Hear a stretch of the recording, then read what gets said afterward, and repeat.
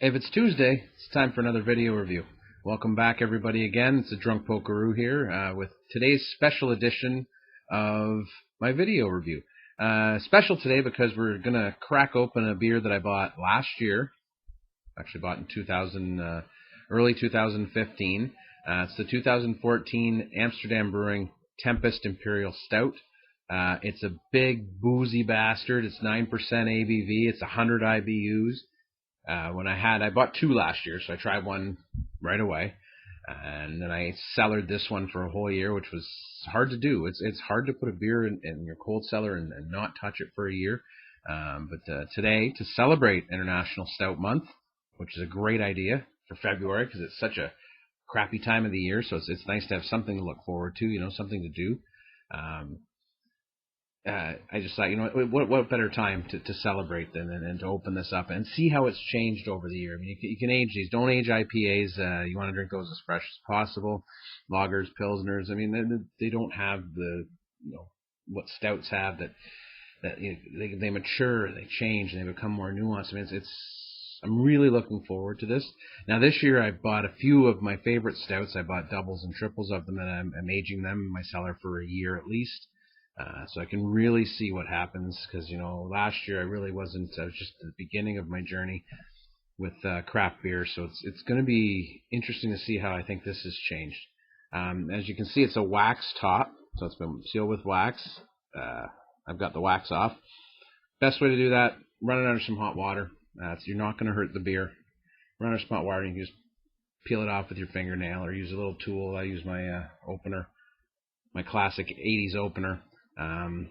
For this beer, because I don't have my Spiegeloo stout glasses yet, I'm going to use my snifter, which I drink most of my stouts out of. It's very good for my stouts out of, It's very good to get the smells into your snout.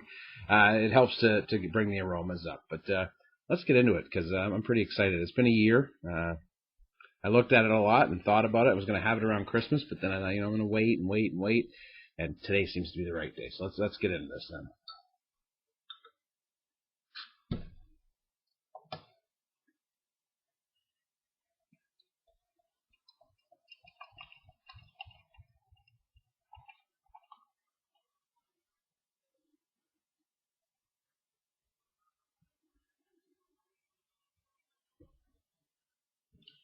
Wow.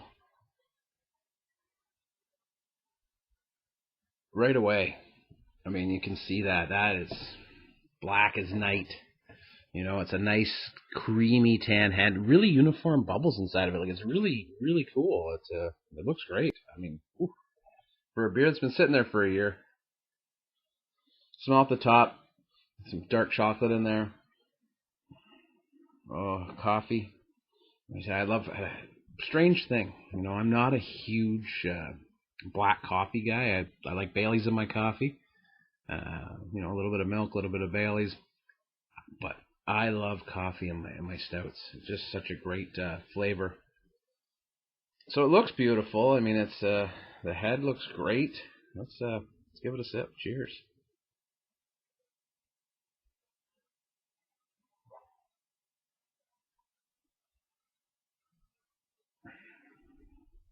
Oh, baby. That is good.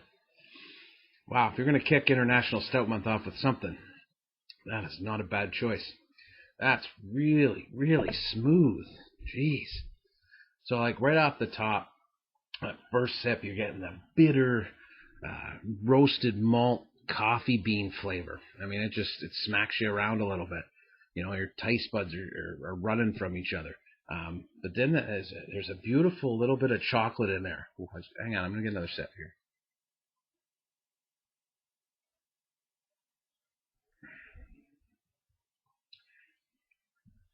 Yeah, that secondary flavor, that sort of, as you're drinking, when you get into these stouts, you'll find that it changes as it moves down your tongue and into your throat. I mean, right up front was very, very bitter and in your face, and then it comes this really cool, smooth chocolate note, and then comes that alcohol bit. But it's not as pronounced as it was last year. I mean, it's still boozy. I mean, there's 9% in this, and then it really, it's got a nice punch to it. But man, does it warm you up. It gets right in there and warms the, as I like to say, the cockles of your heart, or perhaps even the subcockles. And that's a damn fine brew. Ooh.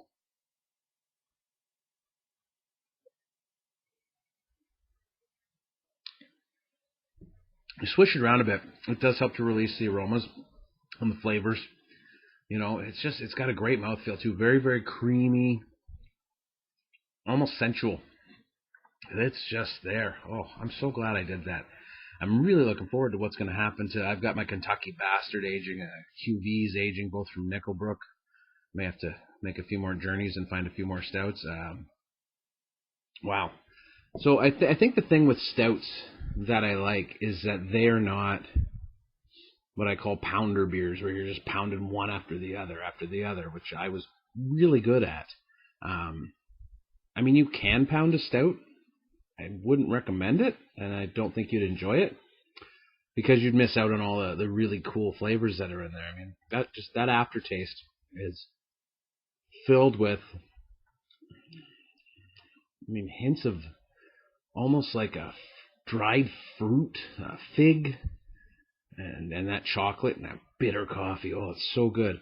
But to go back to my point, I mean, these kind of beers are beers like this. This is not going to be a beer I'm going to finish in 10 minutes. I mean, it's going to be a beer that long after we're done filming here, and I flip on the radio, or watch. I still haven't finished watching the All-Star game, so I finished watching the All-Star game.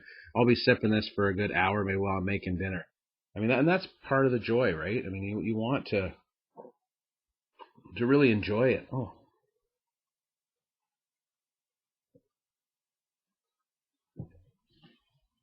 That's so good. So good. You know what? You don't have to age it. I mean, the stout is good when it's made. Beer's meant to be drunk when it's made. This aging of beers is sort of I've been called a hipster for doing it. I don't think it's very hipstery. It's just, I want to see. I want to know. I'm all about knowledge right now, and I'm all about the exploration of the flavors of craft beer and how they're going to help me not drink crappy beer and not be, that guy that's passed out and lost to the party at 10:30 because he's finished, 15 Brava Lights or 15 Coors Lights, or, he's already done a 6-pack Old Mill and now he's just pounding other crap. I mean, this year, now I wouldn't bring this to a party. I did that at New Year's, and I love the beer, but they're heavy, right? And they sit heavy on you. So you can't drink like 4 or 5 of these. I talked about my beers for Super Bowl today on the blog. You can check that out. It's the drunkpolkaroo.blogspot.ca. I'll put it down in the comments there for you. But for Super Bowl, I've gone a whole other way, and we'll talk about that on Thursday. We're going to talk about, picking some lower ABV beers, some lower alcohol beers that still have wonderful flavor profiles, but it allows you to, it's a 3.5 hour, 4 hour spectacle. You can't sip on one beer all night. I mean, you can, but it's not how I enjoy the sports. I like to, have a few beers and, enjoy some chips and some cheese and some kielbasa or sausage there, and, some crackers. Just kind of, have a real fun night. And for me, you got to have, some lagers in there and some IPAs. A stout is more of a sitting back in my lazy boy chair and just thinking about the world. My goodness, that is really, really good. And I like how that the head hangs around. You give it a little swirl, it comes right back up. You know what I mean? It's almost its own little flavor profile on its own. Bitterness is so good. You know what? I keep coming back to it. I mean, you got to go through your whole beer. If you're just pounding it real quick, and it's a Coors Light, that's what you got to do with it. But I mean, this beer is becoming just so much more smooth and so much better. The more I drink it, the longer it sits here and the longer it warms up. And I mean, that's part of the reason I like this cup, is I can get my hands around it. I can hold it, and my body heat warms up the stout. I'm not advocating warming your stout up to where it's 60, 70 degrees. But I mean, you want it to come up to approaching room temperature, because then the flavors again, they change. But I think I made the right choice. I think aging it for a year and also trying one was a good idea, because now I have an understanding of what happens to that beer. I mean, it just became better. It became more full. It became smoother. So I mean, that's an interesting experiment, and we'll have to come back next February and see what the stouts did that I've saved from this year. But really, I mean, what a great month this is going to be. Of course, it won't be all filled with stouts. There's lots of different beers that I've got in the fridge there. We're starting to get into the springtime season. Beers will be coming soon, and then my favorite, we'll be doing these outside by the pool in the grotto. That'll just be wonderful. But until then, we've got to get through the rest of the winter here. Apparently it's going to be like 12 or 13 degrees tomorrow, so it's my kind of winter. No snow to shovel or nothing. But until then, I'm going to go finish the rest of this and think about how awesome it is to drink beautifully aged beer on a Tuesday afternoon while my wife has to work. But cheers to you and to Amsterdam.